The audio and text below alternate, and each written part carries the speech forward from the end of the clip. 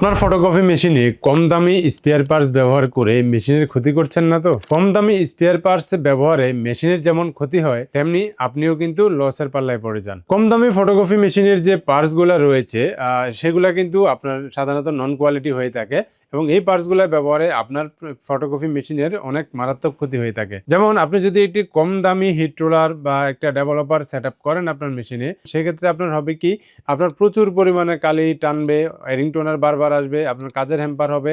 এবং আপনি যদি কম দামি একটা হিটার রোলার ইউজ করেন, সেক্ষেত্রে কয়েকদিন পরপরই হচ্ছে আপনার হিটার রোলারের মধ্যে দেখবেন কালি জমে যাবে, প্রচুর পরিমাণে কালি জমে যাবে। কয়েকদিন পরপরই আপনার এটা কেরোসিন দিয়ে ঘষে ক্লিন করতে হবে এবং কয়েকদিন পর এটা নিকেল যে একটা প্রলেপ আছে হিটার রোলারের উপরে, সেটা কিন্তু খুব দ্রুত চলে যায়। অন্যদিকে আপনি যদি ভালো কোয়ালিটি সম্পন্ন একটা পার্টস ব্যবহার করেন, সেক্ষেত্রে কিন্তু আপনার এই সমস্যাগুলো হবে না। আপনি যদি কম দামি ড্রাম ব্যবহার করেন, সেক্ষেত্রে হয় কি, আপনি কিছুদিন পরে আপনার ড্রামের গ্লেজ কমে যায়, লেখা হালকা হয়ে যায়, লেখা ঝাপসা হয়ে যায়।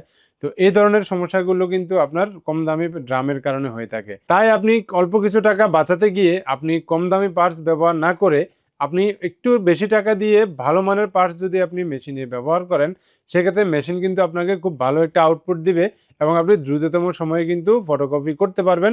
এবং কাস্টমার যখন দেখবে আপনার কপির কোয়ালিটি খুবই ভালো, তখন কিন্তু কাস্টমার আপনার এখানে রেগুলার হয়ে যাবে ইনশাআল্লাহ।